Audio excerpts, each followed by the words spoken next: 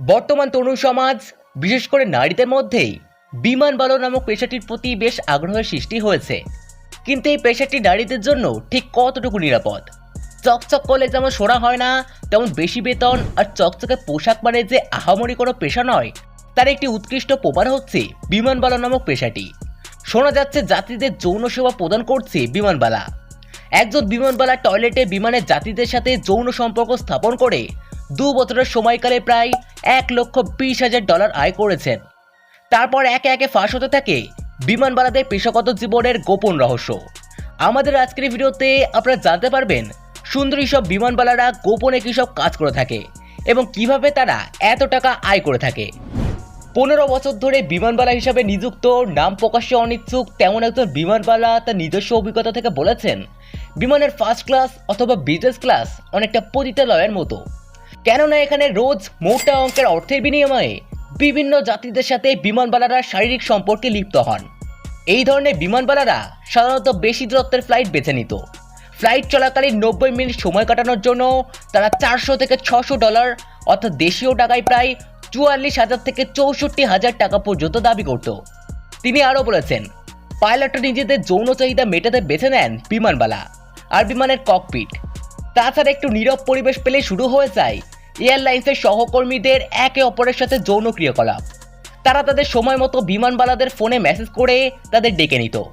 তারপর সেখানে চুম্বন থেকে শুরু করে চলতে থাকে একে অপরের স্পর্শকাতর অংশে হাত দেওয়ার মতো কর্মকাণ্ড। এখানে শেষ নয়, রাতের বেলা পার্টি, হোটেলের যাত্রীদের রাত্রিযাপনও বেশ স্বাভাবিক বিষয় তাদের কাছে। বিমানবালাদের নিয়োগের সময় পাইলটের ইশারায় তাদের সাথে সময় কাটাতে হবে সে কথাটা বুঝিয়ে দেয়। একটি সমীক্ষায় দেখা গেছে 718 জন বিমানবালাদের মধ্যে 21% স্বীকার করেছে যে তারা ফ্লাইটের ক্যাপ্টেনের সাথে যৌন সম্পর্কে লিপ্ত হয়েছে এবং 14% বলেছে যে তাদের যাত্রীদের সাথে যৌন সম্পর্ক ছিল। বর্তমানে বিমানবালা হিসাবে সুন্দরী কম বয়সী পতিতাদেরকেও নিয়োগ করা হচ্ছে, যাতে তারা তাদের পতিতাবৃত্তি সহজেই প্রচার করতে পারে আর তাদের নিয়োগকারীরা মোটা অঙ্কের কমিশন হাতিয়ে নিতে পারে।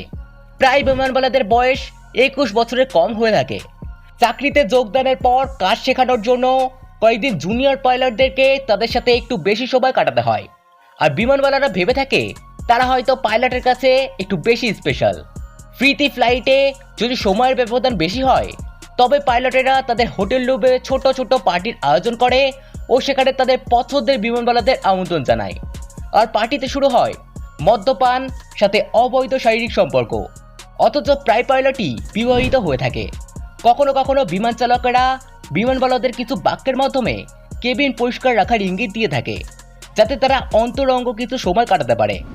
তবে সমস্ত বিমানবালারাই যে এই সমস্ত কাজে লিপ্ত হয় তা কিন্তু মোটেও না।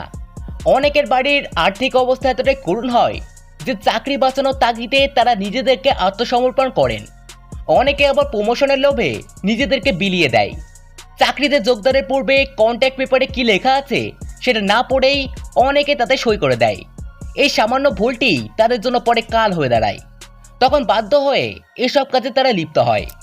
সম্প্রতি এক গবেষণায় দেখা গেছে প্রায় 70% বিমানবালা ফ্লাইটে যাত্রী ও পাইলট কর্তৃক যৌন হয়রানির শিকার হয়েছে।